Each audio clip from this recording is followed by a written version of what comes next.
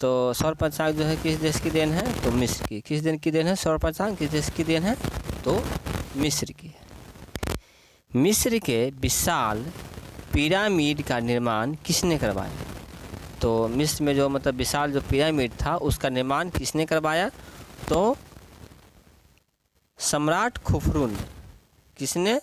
तो सम्राट खुफरू ने जो क्या किया कि मिस्र में विशाल पिरामिड का निर्माण कराया था। और खुफरू के कहाँ पे? तो गीजा में करवाया था। कहाँ पे करवाया? तो गीजा में करवाया था। इसके बाद मिस्र के राजा जो थे उनको क्या कहा जाता था? तो फराओ। मिस्र के जो राजा होते थे उनको क्या कहा जाता था? फराओ कहा जाता था। चीन की जो सभ्यता है उसको किस नाम से जाने? मतलब जो चीनी सभ्यता है उसको हम पीली नदी घाटी की सभ्यता के नाम से जानते हैं। अर्थात जो चीनी सभ्यता है उससे हम किस नदी के घाट किस नाम से जानते हैं? तो पीली नदी के घाट से हम क्या करते हैं? चीनी सभ्यता को जानते हैं। पतंग उड़ाने की कला सर्वप्रथम किसने विकसित की थी? तो जो पतंग उड़ाने की जो कला थी उसने किसने विकसित की थी? तो चीन ने विकसित की थी।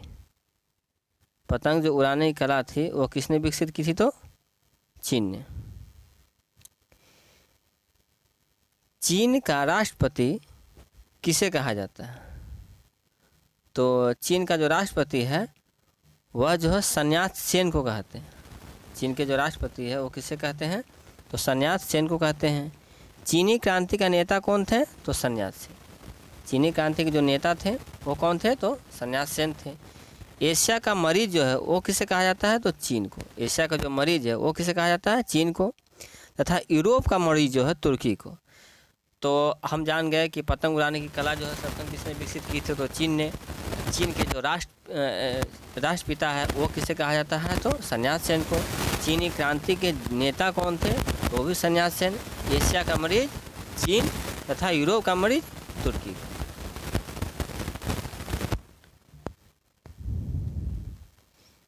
चीन के बक्सर आंदोलन का नेता कौन था? चीन में जो बक्सर आंदोलन हुआ था उसका नेता कौन था? तो हेंग बिंग। हेंग बिंग जो था चीन के बक्सर आंदोलन का नेता था। विश्व में सर्वप्रथम सिक्का और कागजी मुद्रा का प्रचलन कहाँ हुआ था? तो चीन में। विश्व में सर्वप्रथम कागजी और सिक्का का मुद्रा का जो प्रचलन हुआ था वो कहाँ हुआ था? तो चीन में ही हुआ। रेशम उद्योग जो थे उसकी भी शुरुआत कहाँ हुई थी? तो चीन में। रेशम जो उद्योग है वो कहाँ हुआ था? तो चीन में हुआ था। यूरोपीय पूर्ण जागरण कहाँ से शुरू होता है? तो इटली से। यूरोप का जो पूर्ण जागरण है वो कहाँ शुरू होता है? तो इटली से शुरू होता है। इटली का कौन सा नगर पूर्ण जागरण का केंद्र था? तो इटली का कौन सा नगर पूर्ण जागरण का केंद्र था? तो फ्लोरेंस। इटली का कौन सा नगर जो है पूर्ण जागरण का केंद्र था? तो फ्लोरेंस था। पूर्ण जागरण का मुख्य लक्षण क्या था? मतलब जो पूर्ण जागरण हुए थे उसका मुख्य लक्षण क्या था? तो तार्किकवाद एवं मानववाद। मतलब पूर्ण जागरण जो था उसका मुख्य लक्षण क्या था? तार्किकवाद एवं मानववाद। पूर्ण जागरण का बौद्धिक अर्थ क्या है? तो पूर्ण जागरण का बौद्धिक अर्थ जो है ये जो हम कहते हैं बौद्धिक अर्थ, पूर्ण जागरण का बौद्धिक अर्थ क्या है? तो आंदोलन। पूर्ण जागरण का बौद्धिक अर्थ क्या है? तो आंदोलन है। फासिज्म का उदय कहाँ हुआ था? तो फासिज्म का जो उदय हुआ था वह जो हुआ था इटली में हुआ था। तो फासिज्म का जो उदय हुआ था वह कहाँ हुआ था? तो इटली में हुआ था। और फासिज्म का जनक किसे माना जाता है? तो मुसोलिनी। अब हम देख लिए कि फासिज्म का उदय कहाँ हुआ था? तो इटली में हुआ था। तथा फासिज्म का जनक जो है वह किसे माना जाता है? तो मुसोलिनी को माना जाता है। पूर्ण जागरण काल में चित्रकला का जनक किसे माना जाता है? पूर्ण जागरण का जो काल है उसमें चित्रकला का जनक जो है जियाटो को। जियाटो को जो है हम क्या कहते हैं? पूर्ण जागरण काल में चित्रकला का जनक कहते हैं। तथा धर्म सुधार आंदोलन का जनक किसे कहा जाता है? तो मार्टिन लूथर किंग। धर्म सुधार आंदोलन का जनक किसे कहा जाता है? तो मार्टिन लूथर किंग को हम धर्म सुधार का जनक मानते हैं। तथा ये मार्टिन लूथर किंग कहाँ के थे? तो जर्मनी के। मार्टिन लूथर किंग जो थे कहाँ के थे? जर्मनी के थे। अमेरिका के मूल निवासियों को क्या कहा जाता है? तो अमेरिका के जो मूल निवासी थे उनको रेड इंडियन कहते हैं। अमेरिका के जो मूल निवासी थे उनको क्या कहते हैं, तो रेड इंडियन कहते हैं।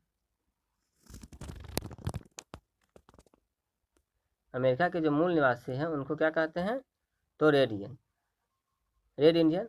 अमेरिका को पूर्ण स्वतंत्रता कब मिली, तो अमेरिका को पूर्ण स्वतंत्रता जो है कब मिली, 1776।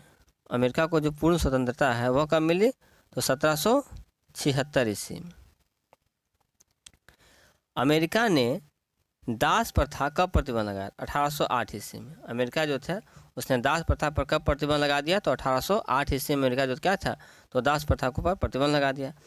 सबसे पहले धर्मनिरपेक्ष राज्य की स्थापना कहाँ हुई, तो अमेरिका में।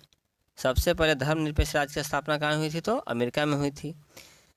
पूर्ण रूप से दास प्रथा का अंत किसने किया, अब्राहम लिंकन।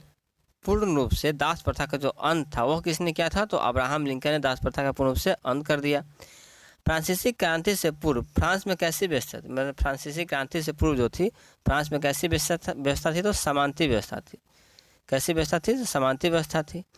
फ्रांसीसी साम्यवाद का जनक किसे कहा माना जाता है, तो सेंट साइमन। फ्रांस में जो साम्यवाद हुआ था उसका जनक किसे माना जाता है, तो सेंट साइमन को। फ्रांस की राज्य क्रांति कब हुई, तो फ्रांस की राज्य क्रांति कब हुई, तो 1789 ईस्वी में। फ्रांस की जो राज्य क्रांति हुई थी वह कब हुई थी, 1789 ईस्वी में। तथा नेपोलियन फ्रांस का सम्राट कब बना, तो 1804 ईस्वी में। नेपोलियन जो था फ्रांस का सम्राट कब बना, तो 1804 ईस्वी में नेपोलियन क्या था, फ्रांस का सम्राट बन गया।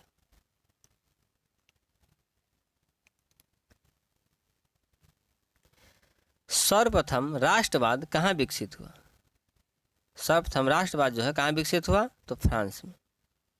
सर्वप्रथम राष्ट्रवाद कहाँ विकसित हुआ, तो फ्रांस में राष्ट्रवाद क्या हुआ था, सबसे पहले विकसित हुआ था। आधुनिक फ्रांस का निर्माता किसे कहा जाता है, आधुनिक जो फ्रांस है उसका निर्माता किसे कहा जाता है, नेपोलियन बोनापार्ट को। नेपोलियन बोनापार्ट को आधुनिक फ्रांस का निर्माता कहा जाता है।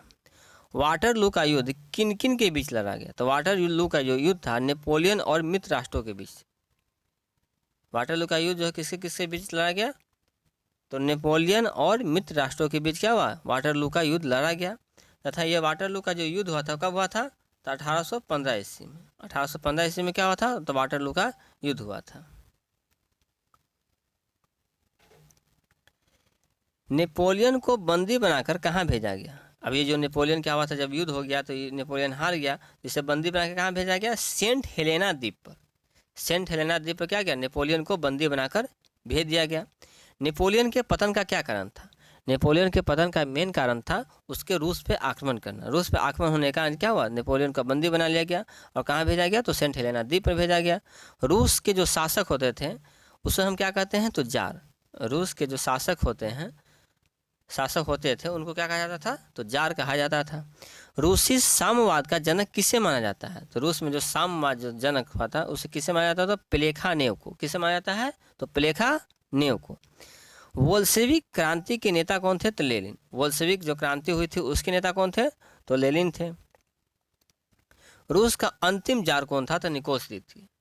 रूस के शासक क्या कहता था, तो जार। रूस के अंतिम जार कौन थे, तो निकोस द्वितीय। नेपोलियन को बंदी बनाकर कहाँ रखा गया, मतलब कहाँ भेजा गया, तो सेंट हेलेना द्वीप पर। नेपोलियन के पतन का क्या कारण था, तो रूस पे आक्रमण। रूस के शासक क्या कहा जाता था, तो जार। रूसी साम्यवाद का जनक कौन था, तो प्लेखानेव। बोल्शेविक क्रांति के नेता कौन थे, तो लेनिन। रूस का अंतिम जार कौन था, तो निकोस द्वितीय। रूस में नई आर्थिक नीति किसने लागू की, तो रूस में जो नई आर्थिक नीति जो थी वह किसने लागू की थी, तो लेनिन ने। लेनिन ने क्या किया था, 1921 ईस्वी में रूस में नई आर्थिक नीति लागू की थी। आधुनिक रूस का निर्माता किसे कहा जाता है, तो आधुनिक रूस का जो निर्माता वो कौन था, स्टालिन में रहता था। मतलब जो आदमी नया नया स्टाइल है उसे क्या करेंगे, उसका आधुनिक रूस का निर्माता माना गया। तो आधुनिक रूस का निर्माता कौन था, तो स्टालिन था। सर्वप्रथम औद्योगिक क्रांति कहाँ हुई थी, तो इंग्लैंड में। सर्वप्रथम औद्योगिक क्रांति जो हुई थी वो कहाँ हुई थी, तो इंग्लैंड में हुई थी। गुलाबों का युद्ध कहाँ हुआ था, इंग्लैंड में। गुलाब जो होते हैं उसका युद्ध कहाँ हुआ था, तो इंग्लैंड में हुआ था। मैग्ना कार्टा क्या था, तो मैग्ना कार्टा जो था सर्वसाधारणों के लिए अधिकारों का घोषणा पत्र। मैग्ना कार्टा जो था सर्वसाधारणों के लिए क्या था, अधिकारों का एक घोषणा पत्र था। नाजीवाद का उदय कहाँ हुआ था, तो नाजीवाद का जो उदय हुआ था वो कहाँ हुआ था? तो जर्मनी में। नाजीवाद का उदय कहाँ हुआ? तो जर्मनी में नाजीवाद का उदय हुआ था। तथा नाजीवाद का जनक किसे माना था? हिटलर। नाजीवाद का उदय कहाँ हुआ? तो जर्मनी में। और नाजीवाद का उदय किससे माना था? तो हिटलर के। एक बार फिर से रिवाइज करते हैं। रूस में नई आर्थिक नीति का लागू की गई 1921 ईस्वी में। किसके द्वारा? तो लेनिन के द्वारा। आधुनिक रूस का निर्माता किसे कहा जाता है? तो स्टालिन को। आधुनिक जो रूस का निर्माता था उस किसे कहा जाता है? तो स्टालिन को। सर्वप्रथम औद्योगिक क्रांति कहाँ हुई? तो इंग्लैंड में। गुलाबों का युद्ध कहाँ हुआ था? तो वो भी इंग्लैंड में हुआ। मैग्ना कार्टा क्या था? तो सर्वसाधारणों के लिए अधिकारों का एक घोषणा पत्र था। नाजीवाद का उदय कहाँ हुआ था? तो जर्मनी में। नाजीवाद का उदय कहाँ हुआ था? जर्मनी में। तथा नाजीवाद के जनक कौन थे? तो हिटलर थे।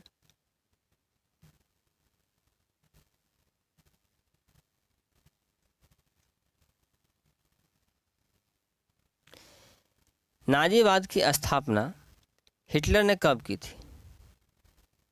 नाजीवाद की जो स्थापना थी वो हिटलर ने कब की? तो 1920 ईस्वी में। 1920 ईस्वी में क्या किया? तो नाजीवाद की स्थापना हिटलर ने की थी। हिटलर की आत्मकथा का क्या नाम है? हिटलर ने क्या किया था? तो एक आत्मकथा लिखा था, उसका नाम क्या है? Mean cap. तो मीन कैप किसकी आत्मकथा? हिटलर की। जर्मनी के आर्थिक राष्ट्रवाद का पिता किसे, मतलब जो जर्मनी था उसके आर्थिक राष्ट्रवाद का पिता किसे माना जाता है? तो फ्रेडरिक लिस्ट को। फ्रेडरिक लिस्ट को क्या है? जर्मनी के आर्थिक राष्ट्रवाद का पिता माना जाता है। कार्ल मार्क्स कहाँ का निवासी था? तो कार्ल मार्क्स निवासी था कहाँ का? जर्मनी का। कार्ल मार्क्स जो निवासी कहाँ का था? तो जर्मनी का था। दुनिया के मजदूर एक हो, इसका नारा किसने दिया? तो कार्ल मार्क्स ने। दुनिया का मजदूर क्या हुआ? एक हो जाओ, इसकी नारा किसने दिया? तो कार्ल मार्क्स ने। वैज्ञानिक समाजवाद का संस्थापक भी कौन था? तो कार्ल मार्क्स। वैज्ञानिक जो समाजवाद था उसका संस्थापक कौन था? तो कार्ल मार्क्स। तब मेसोपोटामिया की जो सभ्यता का हुई थी वो कहाँ विकसित हुई? तो इराक में। मेसोपोटामिया की जो सभ्यता हुई थी वो कहाँ विकसित हुई थी? तो इराक में हुई थी। एक बार फिर देख लेते हैं। तो नाजीवाद का स्थापना किसने किया था? हिटलर ने। कब की? तो 1920 ईस्वी में। 1919 ईस्वी में क्या हुआ? तो जालियांवाला बाग हत्याकांड हुआ। उसके बाद जो है नाजीवाद की स्थापना हुई, हिटलर ने किया था 1920 ईस्वी में। हिटलर की आत्मकथा का क्या नाम था? तो एडोल्फ मीन कैम्प। जर्मनी के आर्थिक राष्ट्रवाद का पिता किसे कहा जाता है? फ्रेडरिक लिस्ट को। जर्मनी के आर्थिक राष्ट्रवाद का पिता जो है किसे माना जाता है? तो फ्रेडरिक लिस्ट को। कार्ल मार्क्स कहाँ का निवासी था? जर्मनी का। कार्ल मार्क्स जो था वह कहाँ का निवासी था? तो जर्मनी का था। दुनिया के मजदूर एक हो, यह किसने दिया था नारा? तो कार्ल मार्क्स ने। दुनिया के मजदूर क्या हो? एक हो, यह नारा किसने दिया था? तो कार्ल मार्क्स ने। वैज्ञानिक समाजवाद का संस्थापक कौन था? Karl Marx. वैज्ञानिक जो समाजवाद था उसका संस्थापक कौन था? तो कार्ल मार्क्स था। मेसोपोटामिया की सभ्यता कहाँ विकसित हुई थी? तो मेसोपोटामिया की जो सभ्यता हुई थी वो कहाँ विकसित हुई थी? तो इराक में विकसित हुई थी। मेसोपोटामिया के देव मंदिर को क्या कहते हैं? जिगुरत। मेसोपोटामिया जो देव मंदिर था उसको क्या कहते हैं? तो जिगुरत कहते हैं। हजरत मोहम्मद के बचपन का क्या नाम था? अमीन। हजरत मोहम्मद के बचपन का नाम क्या था? तो अमीन था। 24 सितंबर कौन सी? तो 2 दूनी 4 सितंबर। कौन सी सितंबर? तो 2 दूनी 4 सितंबर। ये क्या था? सॉरी, इसको ऐसे बना लेते हैं। 24 सितंबर जो था वह क्या था? हजरत मोहम्मद साहब की मक्का से मदीना, मतलब पहले छोटा इसके बाद बड़ा। पहले कौन? तो छोटा, उसके बाद क्या होता है? बड़ा। तो पहले मक्का उसके बाद मदीना। तो मक्का से मदीना तक की यात्रा को क्या कहा गया? हिजरी संवत या मुस्लिम संवत। तो हिजरी संवत या मुस्लिम संवत के आरंभ कब हुआ था? तो 24 सितंबर 622 ईस्वी को। हजरत मोहम्मद की मक्का से मदीना की यात्रा को हम हिजरी संवत के नाम से जानते हैं। अब ये पैगंबर साहब है, तो इनको पैगंबर साहब मतलब ये जो मोहम्मद साहब थे उनको दफना कहाँ गया? तो मदीना में। मदीना में क्या हुआ? उनको दफना दिया गया। अर्थात 24 सितंबर 622 ईस्वी को कहाँ से? तो मक्का से मदीना की यात्रा को क्या कहा गया? हिजरी संवत। और ये पैगंबर साहब जो थे उनको दफनाया कहाँ गया? तो मदीना में दफनाया गया। अब इनको दफना दिया गया। अब इनको दफनाने के बाद जो उत्तराधिकारी होंगे तो उनके उत्तराधिकारी को क्या कहा गया? तो खलीफा। पैगंबर साहब के उत्तराधिकारी जो थे उनके क्या कहा गया? तो खलीफा कहा गया। पैगंबर की जो पैगंबर साहब जो शिक्षा दिए थे वो जो उनका संग्रह है वो किस ग्रंथ में है? तो कुरान में। कुरान में जो क्या है? तो पैगंबर की शिक्षाओं का संग्रह है। पैगंबर की शिक्षा का संग्रह कहाँ है? तो कुरान में। जापान। अब हम आते हैं कहाँ पे, तो जापान में। तो जापान में आधुनिकीकरण की प्रक्रिया की शुरुआत किसने की, तो जापान जो था उसकी आधुनिकीकरण जो है उसकी प्रक्रिया किसने की शुरू की थी, तो मुत्सहितों ने क्या किया, तो जापान में आधुनिकीकरण की प्रक्रिया की शुरुआत की थी। जापान को किस नाम से संबोधित किया जाता था, तो उससे क्या कहा जाता था, पीतातंग। पीतातंग को जो है किसे कहा गया, तो जापान को क्या कहा गया जाता था, तो पीतातंग कहा जाता था। जापान ने रूस को कब हराया, ये जो जापान जो था उसने रूस को कब हराया, तो 1905 ईस्वी में। और 1905 ईस्वी में क्या हुआ था, तो बंगाल का विभाजन हुआ। 1905 ईस्वी में क्या हुआ, तो बंगाल का विभाजन हुआ तथा जापान ने रूस को भी इसी टाइम में, मतलब इसी 1905 ईस्वी में क्या हुआ, तो जापान ने रूस को हरा दिया। अब आते हैं जापान के बारे में थोड़ा सा। तो द्वितीय विश्व युद्ध के दौरान जापान के किन नगरों पर अणुबम गिराया, तो पहले कहाँ गिराया गया, तो हिरोशिमा, और दूसरा कहाँ, तो नागासाकी। पहला कहाँ गिराया गया, तो हिरोशिमा, और दूसरा नागासाकी में। द्वितीय विश्व युद्ध का तत्कालिक कारण क्या था, जर्मनी का पोलैंड पर आक्रमण। अब जो क्या था, द्वितीय विश्व युद्ध का तत्कालिक कारण था कि जर्मनी क्या किया था, उसने पोलैंड पर आक्रमण किया था, इसी कारण द्वितीय विश्व युद्ध का तत्कालिक कारण बना। अब ये द्वितीय विश्व युद्ध जो था कब शुरू हुआ, तो द्वितीय विश्व युद्ध शुरू हुआ था 1939 से 45 के बीच। द्वितीय विश्व युद्ध जो था 1939 से 45, प्रथम 1914 से 18, द्वितीय 1939 से 45। द्वितीय विश्व युद्ध में जर्मनी की पराजय का श्रेय किसे दिया जाता है, तो द्वितीय विश्व युद्ध में जर्मनी की पराजय जो हुआ था उसका श्रेय किसे दिया जाता है, तो रूस को। रूस को क्या हुआ, तो जर्मनी के पराजय का श्रेय दिया जाता है। पक्की सड़कें बनाने की विधि कहाँ विकसित हुई थी, स्कॉटलैंड में। पक्की सड़कें जो है बनाने की प्रथम विधि जो थी वह कहाँ विकसित हुई थी, इंग्लैंड में हुई थी। खुले द्वार का नीति का प्रतिपादक कौन था, जान है। खुले द्वार है, खुले द्वार मतलब क्या है, जान है। यह क्या था कि खुले द्वार का नीति का प्रतिपादक था। तो द्वितीय विश्व युद्ध कब हुआ, तो 1939 से 45 ईस्वी। द्वितीय विश्व युद्ध में जर्मनी की पराजय का श्रेय किसे माना जाता है, तो रूस को। पक्की सड़कें बनाने का विधि कहाँ विकसित हुई थी सबसे पहले, तो ये आपको स्कॉटलैंड में। और खुले द्वार की नीति का प्रतिपादक कौन था, तो जॉन है। प्रशांत महासागर का नामकरण किसने किया, ये जो प्रशांत महासागर है उसका नामकरण किसने किया, तो स्पेन निवासी मैगलन ने। ये कहाँ के निवासी थे, मैगलन, तो ये स्पेन के थे। प्रशांत महासागर का नामकरण किसने किया, तो स्पेन निवासी मैगलन ने किया था। समुद्री मार्ग से संपूर्ण विश्व का चक्कर लगाने वाला व्यक्ति कौन था, तो समुद्री मार्ग से, ये समुद्री जो मार्ग है उससे संपूर्ण विश्व का चक्कर लगाने वाला व्यक्ति कौन था, तो मैगलन था। 100 चूहों की अपेक्षा कितनी, तो 100 चूहे की अपेक्षा एक सिंह का सिंहासन उत्तम। क्या है, तो एक सिंह का सिंहासन क्या है, उत्तम। 100 सिंहों की अपेक्षा एक सिंह का सिंहासन क्या है, उत्तम है। यह किसने कहा था, तो वाल्टेयर ने कहा था कि 100 चूहे की अपेक्षा एक सिंह का सिंहासन क्या है, सिंह का शासन उत्तम। तुर्की में ग्रिगोरियन कैलेंडर का प्रचलन कब आरंभ हुआ, तो 26 दिसंबर 1925 ईस्वी को। क्या, कौन दिसंबर, 25 दिसंबर को अपने यहाँ बड़ा दिन मनाया जाता है, क्रिसमस डे। और उसी के एक दिन के बाद 26 दिसंबर को 1925 ईस्वी को ग्रिगोरियन कैलेंडर का प्रचलन हुआ। कहाँ हुआ, तो तुर्की में।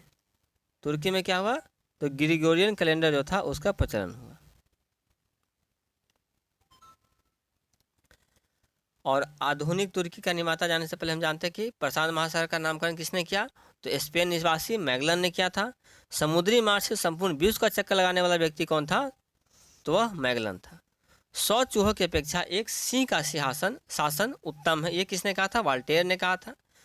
तुर्की में ग्रिगोरियन कैलेंडर का प्रचलन कब आरंभ हुआ, तो 26 दिसंबर 1925 ईस्वी को। 26 दिसंबर 1925 ईस्वी को क्या हुआ, तो तुर्की में ग्रिगोरियन कैलेंडर का प्रचलन हुआ था।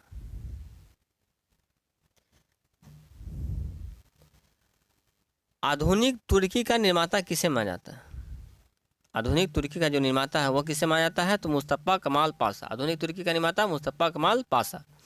तुर्की धर्मनिरपेक्ष राज्य कब बना? तो 1924 ईस्वी में। 1924 ईस्वी में क्या हुआ? धर्मनिरपेक्ष राज्य बना तुर्की। तथा ईसाई धर्म के प्रवर्तक कौन थे? तो ईसा मसीह। ईसाई धर्म के प्रवर्तक कौन थे? तो ईसा मसीह थे।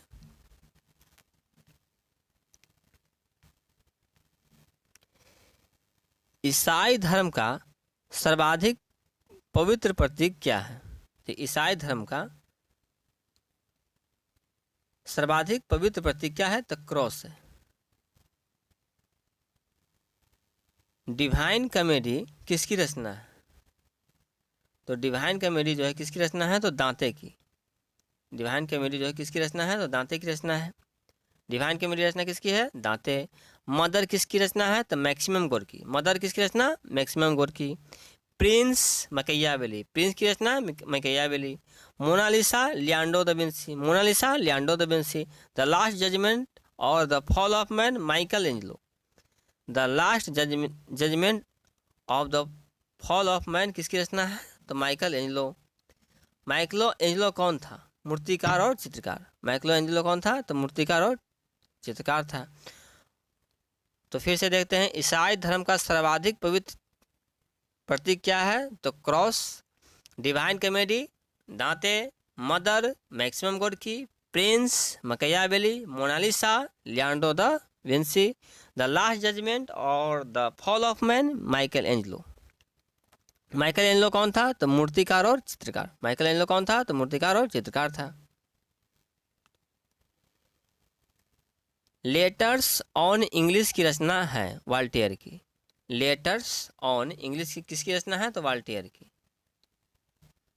लेटर्स ऑन इंग्लिश किसकी रचना है? तो वाल्टेयर। कानून की आत्मा की रचना किसने की थी? तो मॉन्टेस्क्यू ने। कानून की आत्मा की रचना किसने की थी? तो मॉन्टेस्क्यू ने की थी।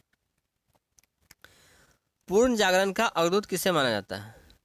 तो पूर्ण जागरण का अवधूत जो है इटली के महान कवि दांते को। इटली के महान कवि जो दांते थे उनको पूर्ण जागरण का अवधूत माना जाता है। दांते के बाद पूर्ण जागरण की भावना को मतलब आगे बढ़ाने वाला दूसरा व्यक्ति कौन था? तो पेट्रोक। अब यहाँ जानिए, पूर्ण जागरण का अवधूत कौन? तो दांते। उसको आगे बढ़ाने वाला व्यक्ति कौन? पेट्रोक। पेट्रोक कहाँ का निवासी था? इटली का। पेट्रोक कहाँ का निवासी था? तो इटली का निवासी था।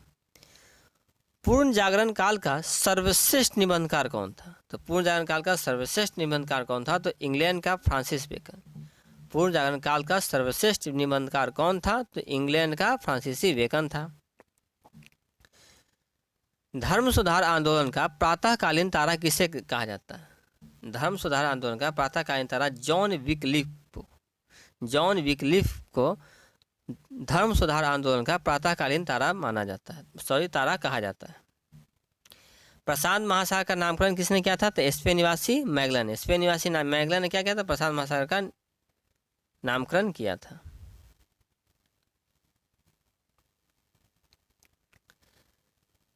समाजवाद शब्द का प्रयोग सर्वप्रथम किसने किया? तो समाजवाद शब्द जो है उसका प्रयोग सर्वप्रथम किसने किया था? तो रॉबर्ट ओवेन। समाजवाद शब्द का प्रयोग सर्वप्रथम किसने किया था? तो रॉबर्ट ओवेन ने किया था। आदर्शवादी समाजवाद का पिता किसे मानता है? रॉबर्ट ओवेन को। आदर्शवादी समाजवाद का पिता किसे माना जाता है? रॉबर्ट ओवेन को। ओवेन कहाँ का निवासी था? वेल्स का। ओवेन कहाँ का निवासी था? तो वेल्स का था। वैज्ञानिक समाजवाद का संस्थापक कौन था? Karl Marx. वैज्ञानिक जो समाजवाद था उसका संस्थापक कौन था? तो कार्ल मार्क्स था। कार्ल मार्क्स निवासी था कहाँ का? जर्मनी का। कार्ल मार्क्स कहाँ का निवासी था? तो जर्मनी का था। एक बार फिर से देखते हैं, तो समाजवाद शब्द का प्रयोग सर्वप्रथम किसने किया? तो रॉबर्ट ओवेन ने। आदर्शवादी समाजवाद का पिता किसे माना जाता है? रॉबर्ट ओवेन को। ओवेन कहाँ का निवासी था? तो वेल्स का। वैज्ञानिक समाजवाद का संस्थापक कौन था? Karl marks. कार्ल मार्क्स कहाँ का निवासी था? तो जर्मनी का। अमेरिका में ब्रिटिश औपनिवेशिक समाज की नींव किसके शासनकाल में डाली गई? तो जेम्स प्रथम। अमेरिका में ब्रिटिश साम्राज्यवाद की जो नींव थी वो किसके शासनकाल में डाली गई? तो जेम्स प्रथम को। अमेरिकी स्वतंत्रता संग्राम का नायक कौन था? George Washington. अमेरिकी स्वतंत्रता संग्राम का नायक कौन था? George Washington. अमेरिकी स्वतंत्रता संग्राम का प्रारंभ कब हुआ? बोस्टन की चाय पार्टी, दिसंबर 1773 ईस्वी। अमेरिकी स्वतंत्रता संग्राम का प्रारंभ कब हुआ? तो बोस्टन की चाय पार्टी, दिसंबर 1773 ईस्वी। नेपोलियन को किस अन्य नाम से जाना जाता है? लिटिल कारपोल। नेपोलियन को किस नाम से जाना जाता है? तो अन्य नाम से, तो लिटिल कारपोल के नाम से। नेपोलियन के पतन का मुख्य कारण क्या हो गया? तो वही इसका रूस पर आक्रमण जो क्या था, इसी कारण नेपोलियन को जो है क्या क्या को उसको सेंट हेलेना द्वीप पे भेज दिया गया।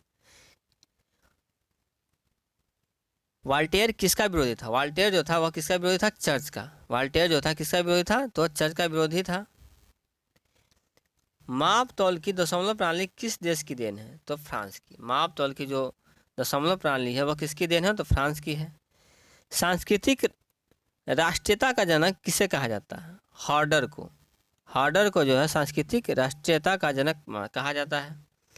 जर्मन का एकीकरण किसने किया? तो बिस्मार्क ने। जर्मन का एकीकरण किसने किया? तो बिस्मार्क ने।